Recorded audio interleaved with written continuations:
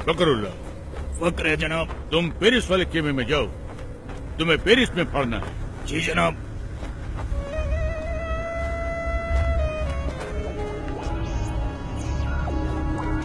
फकरुल्लाह। फक्र है जनाब। तुम अमेरिका वाले खेमे में जाओ, तुमको अमेरिका में पढ़ना है। जनाब। फखरुल्लाह। फखर है जनाब। वो तो हमको भी है, तुम पर। तुम हमारे साथ आओ, तुमको हिंदुस्तान में पढ़ना है। मुझे हिंदुस्तान में शहीद नहीं होना जनाब।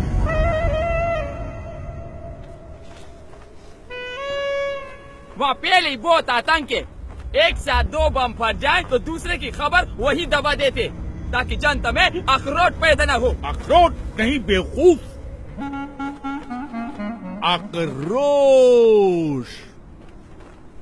बाकी का टीआरपी नेता ले जाते। मुझे तो इंटरनेशनल न्यूज बनना है। Love in Paris, americano. खामोश।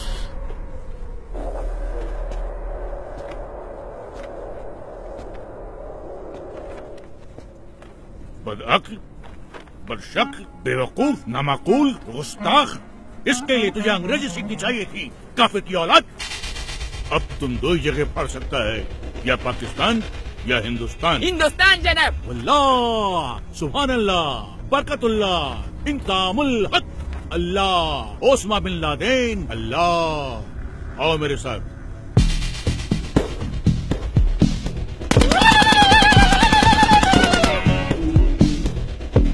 एक बात ध्यान रखना, किसी भी मुल्क में जाकर पढ़ने के लिए सबसे पहले तुम्हें उस मुल्क के आम आवाम का एक हिस्सा बनना पड़ेगा, जिससे किसी को भी तुम पर शक न हो।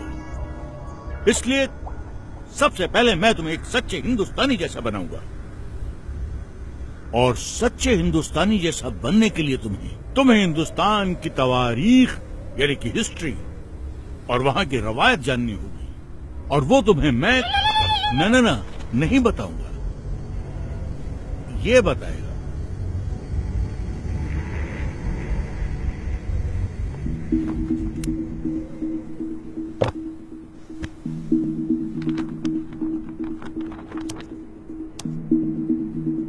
We made a tryst with destiny, and now the time comes when we shall redeem our pledge. Among those Indians who are now abroad, I expect that Indians living in Axis countries or in कोई बड़ी बात नहीं है बिस्मिल साहब।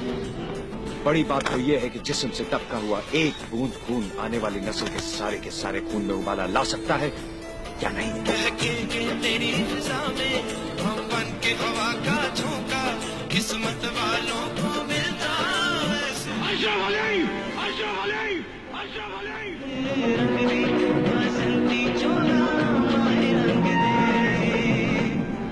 लेकिन हमारा हिंदुस्तान जिंदाबाद था, जिंदाबाद है और जिंदाबाद रहेगा।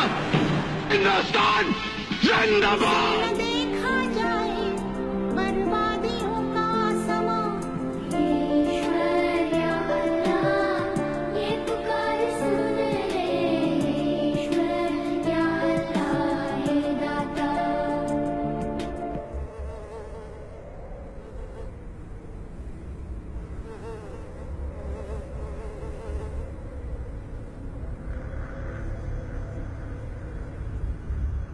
सुभान अल्लाह, अब तो एकदम हिंदुस्तानी जैसा लगता है। कैसा महसूस होता है? एकदम इंसान जैसा।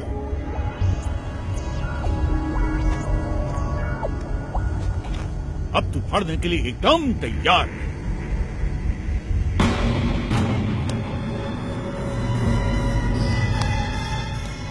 जाओ, अब फाड़ दो इसको।